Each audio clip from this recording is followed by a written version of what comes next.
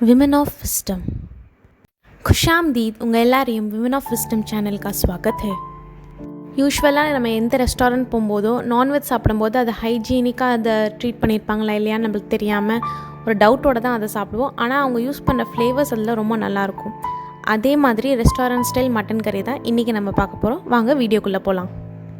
First நம்ம இந்த கறிக்கு தேவையான பேஸை நம்ம அரைச்சி வச்சுக்க போகிறோம். 4 மீடியம் சைஸ் பெரிய வெங்காயம் ரஃபாக சாப் பண்ணி நம்ம மிக்சி ஜாரில் போட்டுக்கலாம்.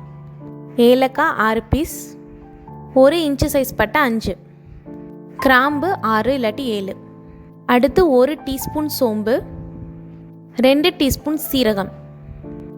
இது எல்லாமே இப்போ நம்ம ஃபைன் பேஸ்ட்டாக அரைச்சி வச்சுக்க போகிறோம். தக்காளி சின்ன சைஸில் இருந்துச்சுன்னா 5 எடுத்துக்கோங்க, பெரிய சைஸாக இருந்தால் 3 எடுத்துக்கோங்க. தக்காளியும் இப்போ நம்ம ரஃபாக சாப் பண்ணி அரைச்சி வச்சுருந்தோம் இல்லையா, அதே ஜாரில் சேர்த்து நம்ம அரைச்சி வச்சுக்கலாம். தக்காளி கட் பண்ணதுக்கப்புறம் இந்த மாதிரி சீட்ஸ் இருக்கும் இல்லையா சாப்பிங் போர்டில், அதை வேஸ்ட் பண்ணாமல் அந்த ஜூஸை நீங்கள் அரைக்கிறதுக்கும் யூஸ் பண்ணிக்கலாம். அப்படி இல்லாட்டி கார்டன் லவர் இல்லாட்டி உங்களுக்கு செடி வளர்க்க பிடிக்கும்னா நீங்கள் உங்கள் தோட்டத்துலேயோ இல்லை உங்ககிட்ட பால்கனி இருந்துச்சுன்னா ஒரு பாட்டில் போட்டு அந்த விதையை போட்டு நீங்கள் செடியும் வளர்த்துக்கலாம். இது இன்றைக்கான டிப்ஸ். இந்த மாதிரி விதையை நான் வேஸ்ட் பண்ணாமல் என்னோடய பால்கனி கார்டனில் நான் யூஸ் பண்ணி பாருங்கள் எப்படி நல்லா நம்மளுக்கு டொமேட்டோஸ் வந்திருக்குன்னு. உங்களுக்கும் இந்த மாதிரி கார்டனிங் பிடிக்கும்னா கண்டிப்பாக கமெண்ட் பண்ணுங்கள் கீழே. அந்த அரைச்ச பேஸ்ட்டில் இப்போ நம்ம தக்காளியை சாப் பண்ணி போட்டிருந்தோம். இப்போ 1 டீஸ்பூன் மஞ்சள் தூளும் 1 ஸ்பூன் மிளகாத்தூளும் சேர்த்துருக்கோம். அடுத்து இந்த மசாலாவுக்கு தேவையான உப்பை நம்ம சேர்த்துக்க போகிறோம். இஞ்சி பேஸ்ட் 1 ஸ்பூனும் பூண்டு பேஸ்ட் 1.5 ஸ்பூனும் சேர்த்துக்கலாம். எல்லாம் சேர்த்ததுக்கப்புறம் இதையும் நம்ம ஃபைன் பேஸ்ட்டாக அரைச்சி வச்சுக்க போகிறோம். இப்போ பாருங்கள் இது எப்படி நல்லா நம்ம ஃபைன் பேஸ்ட்டாக நம்ம அரைச்சி வச்சுருக்கோன்னு. இந்த மாதிரி ஃபைன் பேஸ்ட் தான் நம்மளுக்கு இந்த கறிக்கு தேவைப்படுது. ஸ்டவ் ஆன் பண்ணி மீடியம் ஃப்ளேமில் வச்சுக்கோங்க. ஒரு ப்ரெஷர் குக்கரில் 5 டேபிள் ஸ்பூன் எண்ணெய் நம்ம சேர்த்துருக்கோம். அதுக்கப்புறம் நம்ம அரைச்சி வச்ச பேஸ்ட்டை எண்ணெய் சூடானதுக்கப்புறம் நம்ம சேர்த்துக்கிறோம். நம்ம எல்லாம் அரைச்சி போட்டிருக்கறனால அது வேக வேக வெளியில் தெறிக்க ஆரம்பிக்கும். அதனால் ஒரு லிட் போட்டு மூடிக்கோங்க.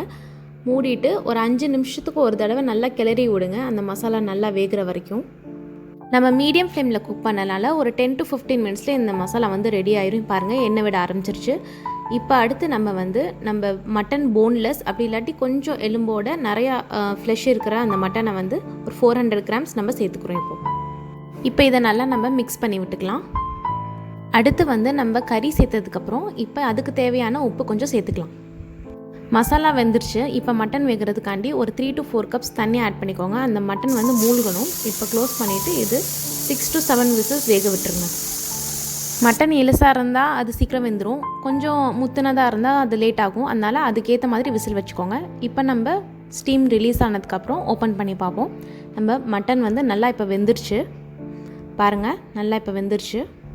இது குழம்பு மாதிரி இருக்குது. இந்த மாதிரி நம்மளுக்கு தேவையில்லை, நம்மளுக்கு கிரேவி கன்சிஸ்டன்சி வேணும். அதனால் நல்லா சிம்மரில் வச்சு இதை நல்லா ஒரு 15 to 20 மினிட்ஸ் சிம்லேயே அப்படியே விட்டுட்டிங்கன்னா இந்த மாதிரி தண்ணி வற்றிடும்.